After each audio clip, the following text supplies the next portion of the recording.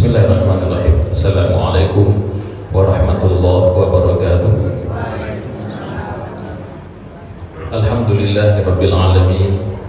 Hamdan katsiran thayyiban mubarakan fi. Asyhadu an la ilaha illallah wahdahu la syarika lah. Wa asyhadu anna Muhammadan abduhu wa rasuluh. Allahumma salli wa sallim wa barik ala sayyidina wa habibina wa maulana wa syafi'ina wa qurrati a'yunina Muhammad wa ala alihi wa sahbihi wa man tabi'ahum bi ihsanin ila yaumiddin. Summa amma ba'd. Kalau kita mendengar tadi itu Bapak Ibu, guru-guru itu ada ayat kita baca biasanya. Doanya Bu. Alhamdulillah saja. Allahumma la taqtulna bi ghadabik wa la tuhlikna bi adabik wa afina qabla dhalik. Itu doa yang dianjurkan dibaca kalau kondisi cuaca agak lain, ya. Tidak hanya kilik tapi juga petir. Itu rancang dibaca doanya. Ya Allah, jangan bunuh kami dengan kemarahan-Mu, jangan binasakan kami dengan azab-Mu, dan selamatkan kami sebelum itu. Allahumma la taqtulna bi ghadabik wa la tuhlikna bi'adabik wa'afina qabla dhalik. Kalau hujan turun ada doanya kok ya? Apa? Apa syilahnya dah? Tolongnya. Kenapa terlalu gitu buatkan nanti doa-doa harian itu kita sebarkan ke jamaah. Sabu apa Ibu? Doa itu senjata orang beriman. Saja kondisinya doa, selalu doa. Awak keluar rumah, awak mendapatkan situasi yang tak awak inginkan, awak dapat kesulitan, doa selalu. Kalau hujan, doanya pendeknya Allahumma sayyiban nafi'ah. Allahumma sayyiban nafi'ah. Ya Allah, berikanlah hujan yang bermanfaat. Jadi hujan itu yang membuat banjir. Kalau awak ingin hujan yang bermanfaat. Allahumma sayyiban nafi'ah. Bapak Ibu yang hormati, kini kita lanjutkan kembali kajian fikih muamalah. Cuma menjelang itu aku ingin berbagi seketek dulu. Ikut cerita kapatan ke Bang Nabi yang pai umroh kapatan terakhir. Jadi ada jamaah itu ibu-ibu orang Keranji. Beliau itu menjelang barangke itu lado sakit sebenarnya. Tapi dia ini karing juga ingin pai umroh barangke. Sakit beliau itu kadang tibu kadang indah. Begitu. Nyampai berangkat jauh suaminya dan tiba di Makkah, alhamdulillah selesai umrah sembrono. Kemudian tiba di Madinah pun lah sempat pula pergi ke Raudhah. Raudhah itu kan kita tahu adalah taman di antara taman-taman surga, daerah atau area antara rumah dan mimbarnya Nabi. Lah selesai Raudhah. 3 hari menjelang pulang beliau sakit. Rupanya ubihnya tak baur, tinggal di Padang. Sakit, modonya masih biasa sakitnya, di hotel saja dirawat. Ubi-ubi yang ada dia tapi lah mulai agak mungkin untuk ditangani saja secara biasa. Dibawa dirujuk ke rumah sakit yang ada di Madinah itu. Rumah sakit biasa yang ketik-ketik baru yang nakik dari hotel. Tapi kemudian sakit beliau semakin parah sehingga harus dirujuk ke yang lebih gadang sakit King Fahad di Madinah juga. Di rumah sakit agak 2 hari kita menunggu kabar beliau juga, dan 2 hari atau sehari menjelang kita pulang beliau meninggal di Madinah. Dan Bapak Ibu, orang yang meninggal di Madinah itu oleh Rasulullah SAW dikatakan, siapa yang wafat di Madinah apalagi dikuburkan di Baqi', maka aku yang akan menjadi syafaatnya di hari kiamat. Beliau meninggal di Madinah, disolatkan di Masjid Nabawi, ribuan atau mungkin jutaan orang yang mensolatkannya, dan meninggal pun di hari Jumat. Hari Jumat meninggal, dikuburkan di Baqi', pekuburannya para sahabat dan orang-orang yang umroh yang meninggalnya di Madinah. Ternyata memang suami beliau memanglah itu yang ia inginkan dari Indonesia. Memang meninggal adanya di Madinah. Ya bana beruntung. Ambo mencari video beliau itu, Bapak Ibu ya nampak, semoga lah itu meninggal yang terbaik. Jadi kita berusaha untuk dirinya kayak model itu. Ada orang yang meninggalnya dan kondisi nampak yang rancak. Ada orang mengimpikan model itu di tanah suci di hari Jumat, disembahyangkan di ribuan orang, bahkan dikuburkan di pemakaman dakik di orang-orang yang soleh, para ulama, para sahabat Nabi. Jadi kita berdoa lah semoga kok tiba besok akhir dari hidup kita meninggal dalam kondisi yang terbaik, kondisi ketika Allah la ridha ke awak sedang dakik-dakiknya ujungnya, itu luar biasa itu. Semoga, Allahumma amin. Bapak Ibu, kita lah memulai sebenarnya di pertemuan terakhir tentang fikih muamalah, tapi baru pengantar saja. Kini kita masuk kepada rukun jual beli. Kita ulang balik, bedanya rukun jual syarat, Bapak Ibu. Beda rukun jual syarat.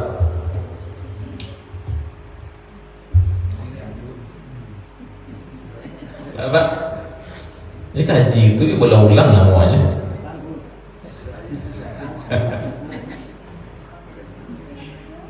Rukun syarat kan sebelum dimulai.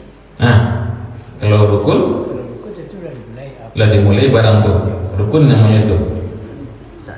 Syarat menjelang dimulai. Mendekati, tapi agak kurang seketek lain. Rukun adalah sesuatu yang menjadi bagian pokok dari ibadah dan dia masuk ke dalam ibadah itu. Adapun syarat sama juga sebenarnya, dia bagian pokok dari ibadah, tapi dia tidak masuk ke ibadah itu dong.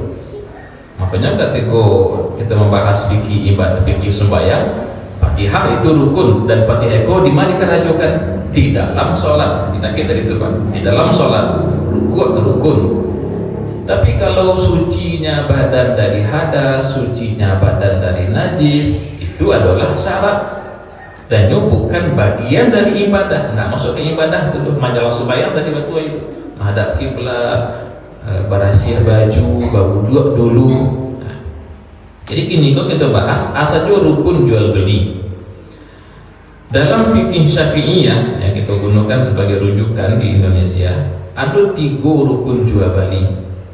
Artinya kalau nanti go tidak ada, maka jual beli batal, tidak sah. Pertama, al-aqidani, itu bahasa fikihnya, al-aqidani, 2 pihak yang berakad. Artinya ada si penjual, ada pembeli.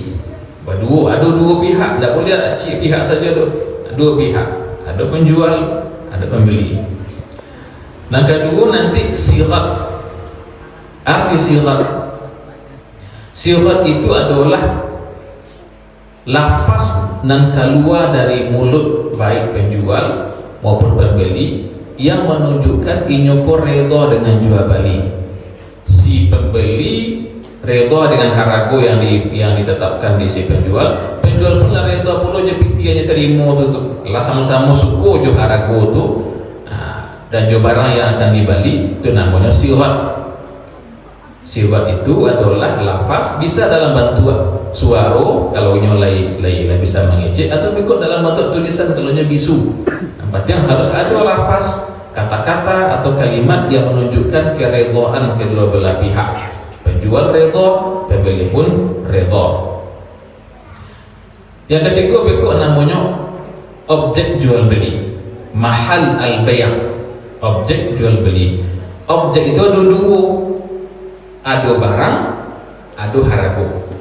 Di barang dan harga itu namanya objek jual beli.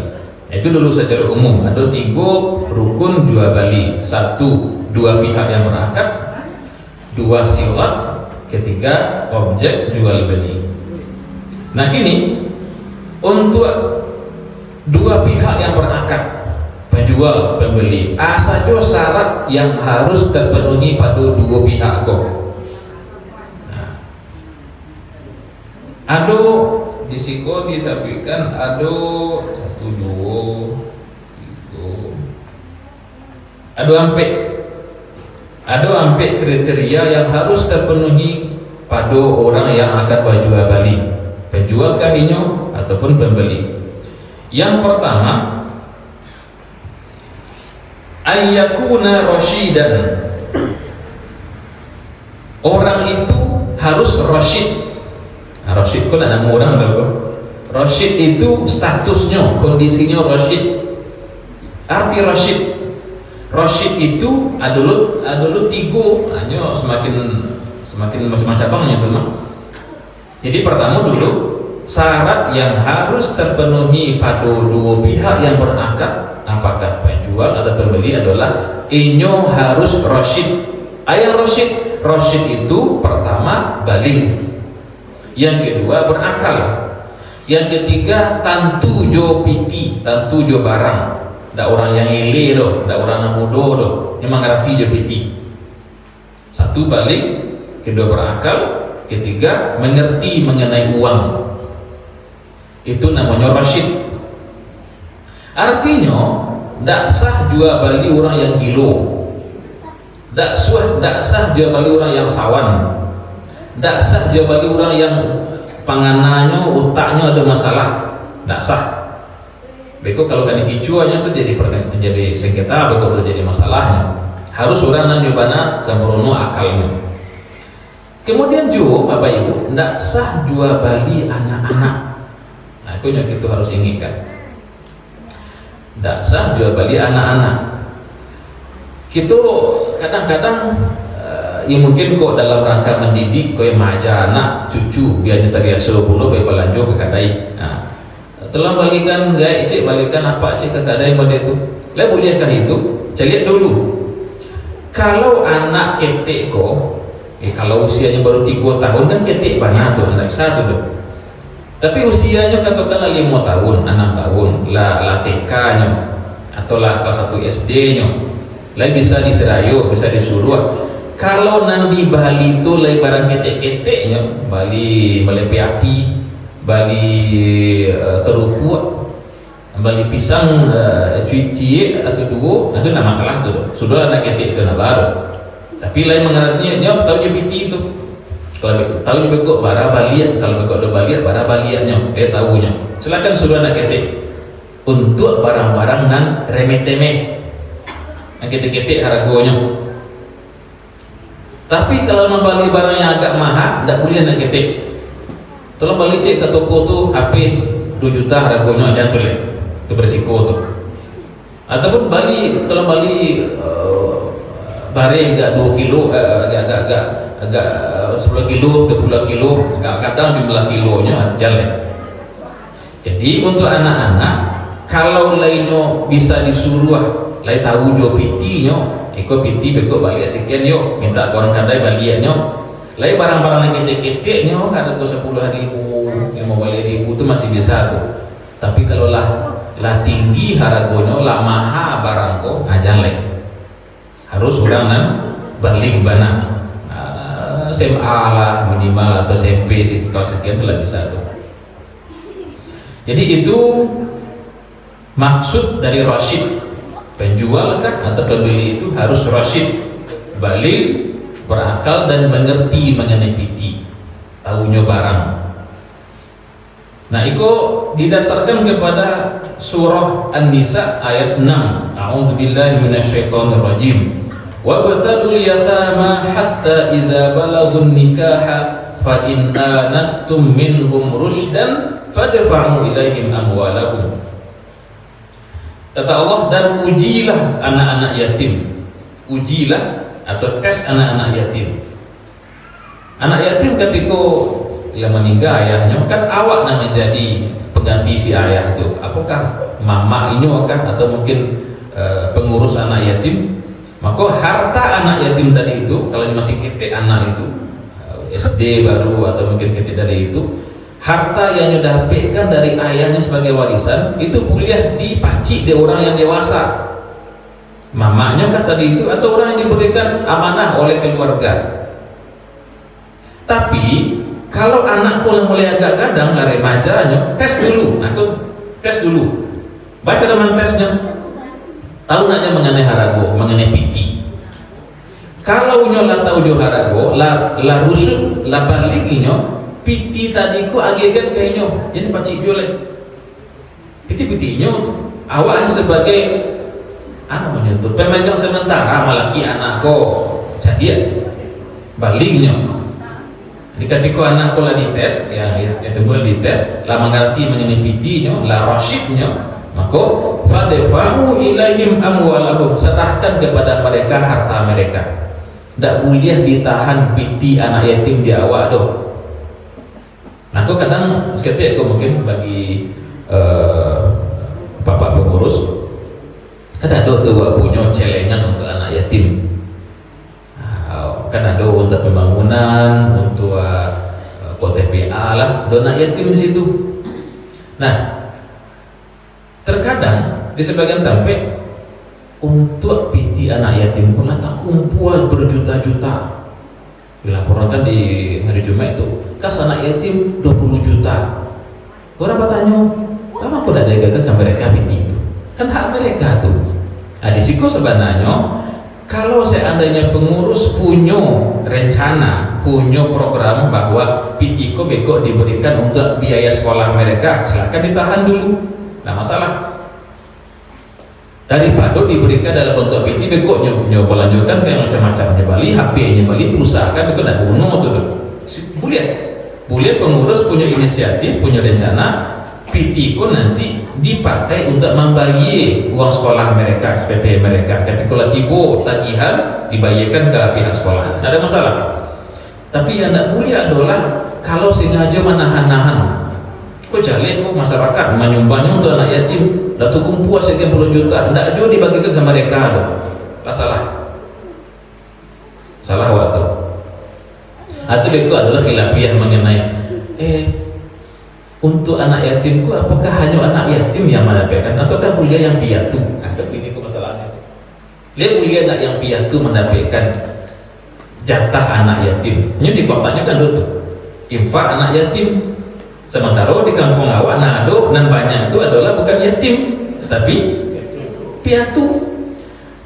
Nah, jadi masalah piatuku kadang-kadang sebagian kayak lah biar barik polo nasibnya daripada yang yatim lah. Dia punya ayah tuh yang meninggal ibunya, ayahnya masih itu, tapi ayahku tak ada perhatian kepada anak tuh. Anakku sudah telantarkannya, kuliah tak PT anak itu, kau degangkan mereka. Apa ibu? Kalau kita buka perasaan, tentu kita ibu kan mereka. Ibu kita aja tuh. Namun masalah fikih harus ada rujukannya. Kalau memang kas anak yatim, yuk anak yatim diberikan. Kalau piatu pak, kalau piatu carikan dari posna lain, donatur kah, sedekah lapeh kah. Tapi yang namanya kas anak yatim memang ke anak yatim diperuntukkan. Jadi tersalah beko. Jangan tak bawa dia perasaan di ibu wak nyulai punya ayah tapi ayahku nak tanggung jawab. Sebenarnya ketika ayah nak tanggung jawab, ayahnya ko yang harus diingatkan dek tokoh-tokoh masyarakat. Ingatkan ayahnya kok, anak-anak mbak tidak dianggap anak itu tidaknya. Tanggung jawab ini tuh. Nah kadang-kadang apa dia itu biasalah itu kan menurut saya tuh mah. Awak perlu mengingatkan, apalagi kalau dia masih ada hubungan famili, hubungan kekeluargaan. Ingatkan ini anak jangan dipercayakan saja amanah dia waktu mah. Ada itu. Ini masih punya ayah. Nah, jadi kok kecil orang awak kan yatim barayah kan itu. Ini punya ayah tapi ini yatim. Sama udah punya ayahnya. Nauzubillah. Nah jadi kalau kita diberikan amanah untuk memaci piti anak yatim samantaro anak kau kadang atau balik, silakan dulu dipaci. Tapi hati-hati kok, barek amanahnya kok piti-piti. Kalau salah guna bisa jadi haram jadinya. Nah kalau anak yatim kau lah baliknya, lah berakal, lah mengerti mengenai piti, serahkan ke mereka piti mereka. Tapi andaikan kita khawatir lebih kok mereka tidak pandai menggunakan piti, kok piti banyak, katakan ayahnya banyak warisan dari ayah itu. Kalau lebih kok karena habis saja, silakan awak kasih dulu atau dikelola di awak, tapi ini harus tahu piti-pitinya dari piti awak, piti mereka. Itu dasar tadi bahwa untuk sahnya tindak tanduk dari dua yang berakad, penjual pembeli, mereka harus rasyid, balik, berakal dan mengerti mengenai keuangan. Nah lo harus nyurat cadik mana ada, tapi yang tentu yang mau diambil di sebuah video bocah lihat anakku lihat kadang nampaknya kalau dari cilik usianya aja saya lihat wajah mungkin 20 tahun 30 tahun, tapi ketikuknya ini menggantikan ayahnya atau ayahnya menggali minyak, aku punya minyak kotak-kotak aku datang orang beli minyak, orang pakai motor minyak kok berapa harganya, tidak ada rawak ya kayak orang-orang Jawa mungkin berapa harga minyak kok 20.000 DGPT 20.000 berapa baliannya, bingungnya berapa baliannya. Akan itu jalan itu. Nah tentunya membedakan man 10.000 kalau si itu harga berapa baliannya, itu jalan itu. Kalau punya nampak kadang di awal, dites dulu ini. Kalau tidak mengertinya dari harga-harga yang agak rendah, silakan dilatih atau dididiknya untuk sama itu. Yang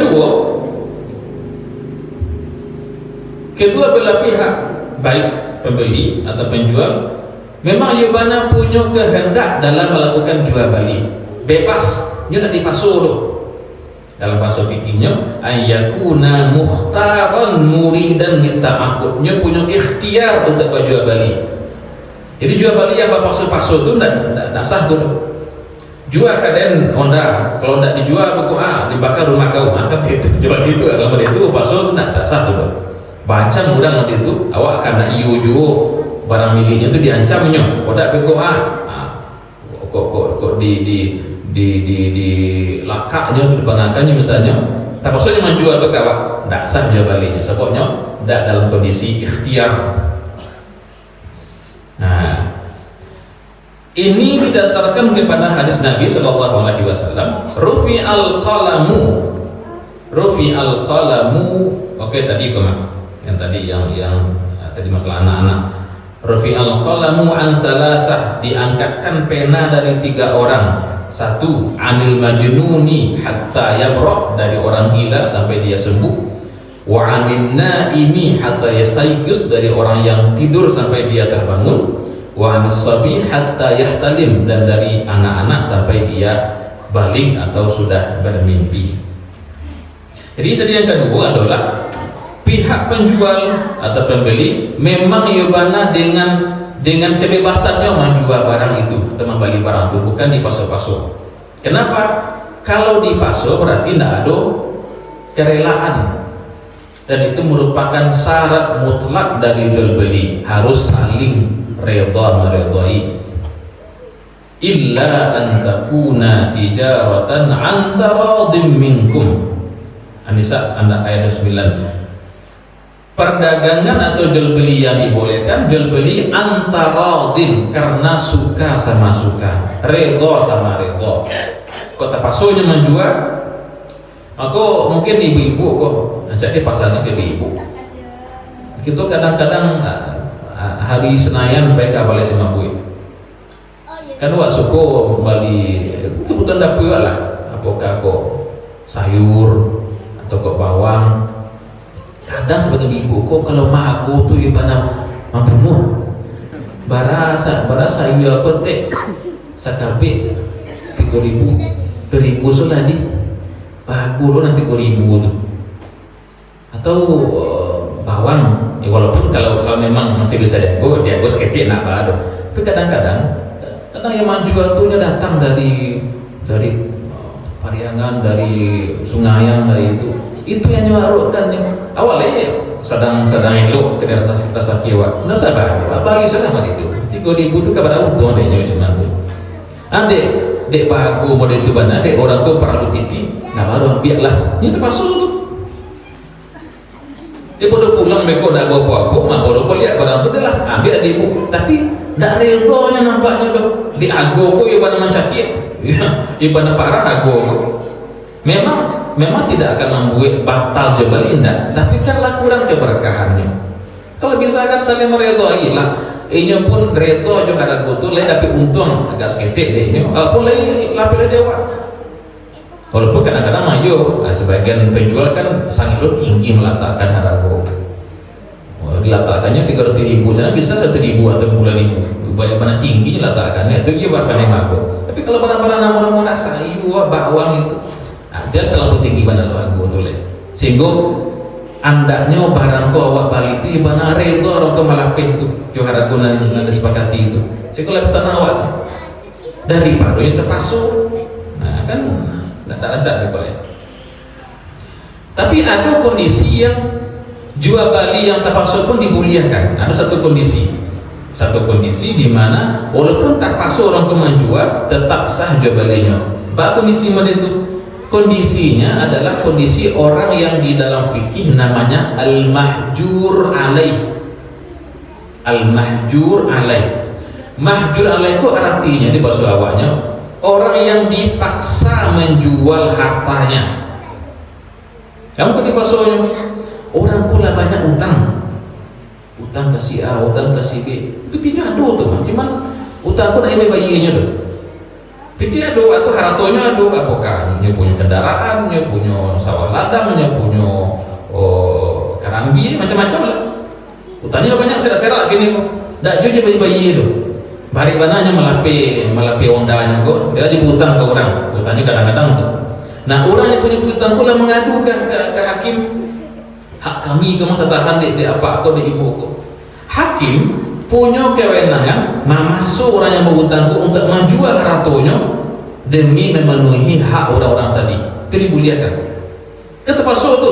Terpasuk salah ini mengapa nak punya hutang ke orang lain. Dimuliakan pada itu tu. Dalam hal itu jual belinya tetap sah meskipun yang terpasuk. Debat DI-nya punya hutang banyak ke orang. Hartonya tu. Kadang atau apa ibu awak kena heran juga bapak orang kok tak takutnya punya hutang ke orang banyak kok. Padahal dalam hadis Nabi itu ba'abana ka banyak amal ibadah awak solehahnya lah awak akan terhalang ke seluruh kalau punya hutang ke orang. Hutang kok bayo kok. Maka Nabi kalau ada jenazah yang tiba di masjid dari solatkan Nabi tanya dulu hal alaihi dainun, punya hutang tak mayat jenazah ini kok. Kalau punya hutang kita sahabat, Nabi katakan sebanyak kali kalian ada satu Nabi menyatakan dia nyebut hutang. Nabi tidak ikut serta menyolahkan jenazah yang punya hutang. Kalau ikut kecil adalah Nabi ikut ampun dengan hutangnya, tidak ampun. Nabi semayangkan orang kok. Dalam Nabi itu. Jadi baik sebisa mungkin dia berhutang awak. Kok kamu hutang jawab capek bayi. Kalau seandainya alun ada pembayi minta tangguh ke orang itu, minta relaan sebulan lagi atau 2 bulan lagi. Jadi orang tu tanamnya pitinya pun akan hilang, akan habis sama itu. Awak kadang-kadang kan nangis saja. Awak nak hutang, awak nangis. Jadi hati masalah hutang itu. Jadi kalau ada pada itu kondisinya ada seseorang yang berhutangnya lah banyak pihak, nah orang hukum mengadukan ke pengadilan. Hakim tak bisa memasuk orang yang berhutang ke menjual hartonya walaupun sawah mana lah, jual itu kalau memang lah dituntut dia orang yang punya piutang agar hutang itu selesai. Nah itu. Jadi Pak Ibu usahakan mana itu jangan hutang. Ya sampai bego awak lah panik-panik beribadah ambil hanya gara-gara hutang. Itu dan kedua. Nah, jadi pihak penjual atau pembeli memang ibana punya iradah, punya kehendak, ikhtiar untuk menjual barang miliknya atau membeli barang milik si pembeli, si penjual. Tidak ada paksaan, tidak ada diancam-ancam, tidak, murni memang ingin menjual barangnya. Yang ketiga, harus berbeda antara penjual dan pembeli. Ada dua orangnya, dua pihaknya. Tak boleh ada orang kan yang menjual, ya jual, membeli, ya jual. Itu tak boleh tu. Am kasih itu Pak, lo bantunya tu menjual yo, membeli yo. Apa dia kok? Anggaplah kini kok, ambo punya HP. HP kok kamu jual. Ambo mungkin tak punya banyak kenalan, tak punya orang, tak punya koneksi. Kasih ada juga HP kok. Bang Nopi punya banyak kawan, adanya orang Kemenak biasanya gue. Mungkin cek kan, bang tolong cek bang jualkan HP mu. Beko kalau dapat pokok harga sekian, kok tak bang sekian persen. Dalam hal itu berarti beda sebagai apa? Tiba dia ambo sebagai wakil dari si penjual. Ambo yang punya barang mah. Bang Nopi dia mencari HP ke rancak, nyambi atau inyo. Yang belinya padahal ini masih statusnya wakil dari si penjual, tidak boleh. Sampai dia mengatakan, Ustaz, dia daripada dijual ke orang, adalah apa yang beli ini? Berarti lah beda statusnya lah, dari wakil menjadi pembeli, baru boleh. Selama beliau masih wakil lampu sebagai si penjual, dia tidak boleh membeli barang kodok, tidak boleh dia bertindak dalam untuk dua pihak sekaligus, penjual yo juga, pembeli yo juga. Sampainya katakan dengan terus terang, dia lah abang tak saja jadi wakil lah, dia lah abang membeli barang itu, abang suka jauh-jauh HP-nya, baru boleh. Itu artinya bahwa harus berbeda antara pihak pembeli dan pihak penjual. Tak boleh satu orang bertindak atas nama kedua orang itu. Tujuannya kok untuk menghindari beko kalau terjadi sengketa jalik ma pihak dan melapor ma yang pihak yang dilaporkan. Ada dua pihak.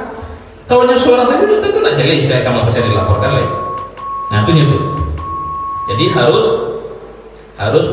harus berbeda antara pihak pembeli dan pihak yang menjual. Yang terakhir yang keempat, syarat yang harus terpenuhi pada dua yang berakad adalah nyomancalia. Iko agar nyo nampak pana iko barangnya ko barangnya ko iko haragonyo mancalia. Kalau nyo ko maaf punya masalah pada penglihatan ko kabu atau mungkin ko butuh bana, harus ditemani di orang yang mancalia. Iko menghindari beko tak kicua atau dikicua di orang. Nah, nampak barang dan nyo. Jadi harus ada al-basar, harus melihat.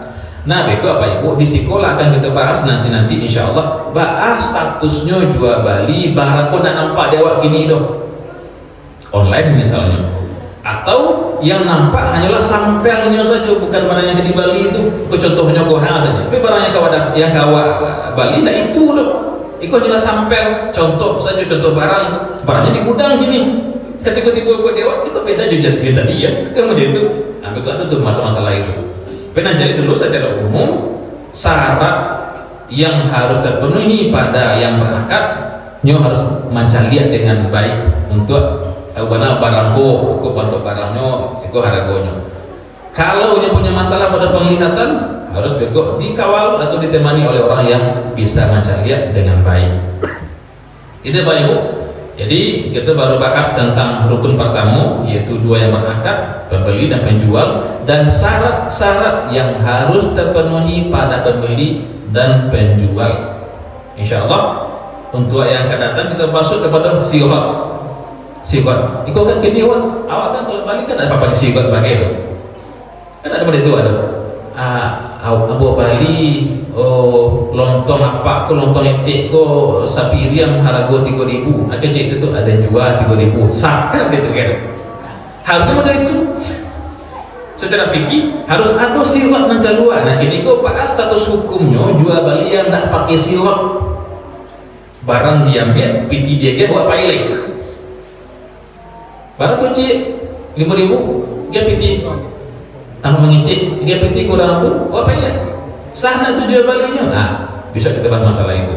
Jadi kini kok dulu baru dalam hal syarat rukun yang pertama, dua pihak yang berakad, penjual dan pembeli, dan kriteria yang harus terpenuhi pada penjual dan pembeli. Ada apa tadi? Pertama, harus rasyid. Arti rasyid, balik, berakal dan mengerti mengenai uang. Yang kedua, harusnya punya ikhtiar, dia bebas menjual, tidak dipasuk-pasuk, tidak macam-macam. Harus saling reda meredai. Yang ketiga, berbeda antara penjual dan pembeli. Tidak sah jual beli kalau ada seorang yang menjadi wakil dari kedua pihak sekaligus. Tidak bisa. Yang keempat, harus melihat nampak mana adanya barang yang dibalinya itu. Itu Pak Ibu, kelas selesai kini kok, ya selesai.